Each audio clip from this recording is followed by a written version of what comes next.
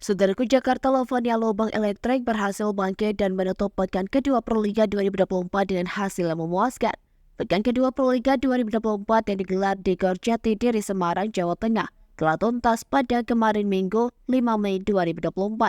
Dua tim yang terluka di hari pertama kembali tampil untuk memperbaiki catatan tersebut, salah satunya Jakarta Lavani di kategori putra. Tim yang dilatih oleh Nicholas Vivas tersebut tampil solid menghadapi Jakarta Bayangkara Presisi. Memakan durasi selama 98 menit, Lavani menang strike set atas Bayangkara Presisi 3-0. Faris Septian Putra Tama dan Reina Buyati menjadi dua pemain yang menonjol dalam perjuangan Lavani meraih kemenangan kemarin. Reina Buyati yang mengisi pos sebagai opposite menjadi pemain tersobor dengan membukukan total 18 poin. Sedangkan Fahri yang beroperasi sebagai outside hitter terpaut 3 poin dari Buyati. Dengan kemenangan ini, juara bertahan dalam dua musim terakhir tersebut berhasil bangkit setelah di laga sebelumnya digulung Jakarta Steinbe 0-3. Tak ayal, Lavani menorehkan 9 poin untuk menempel ketat Steinbe yang berada di puncak klasemen sementara Proliga 2024 dengan beda 1 angka.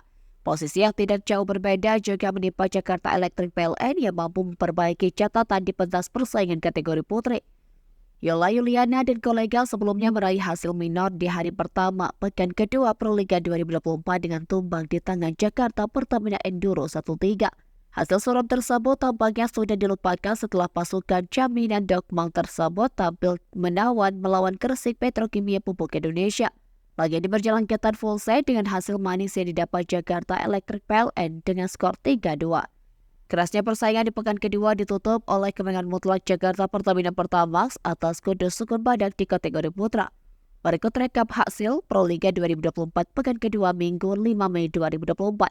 Putra, Jakarta Lavania Lubang Elektrik versus Jakarta Bayangkara Presisi 3-0.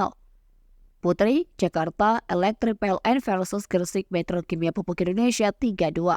Putra, Jakarta Pertamina Pertamax versus Kudus Sukun Badak 3-0.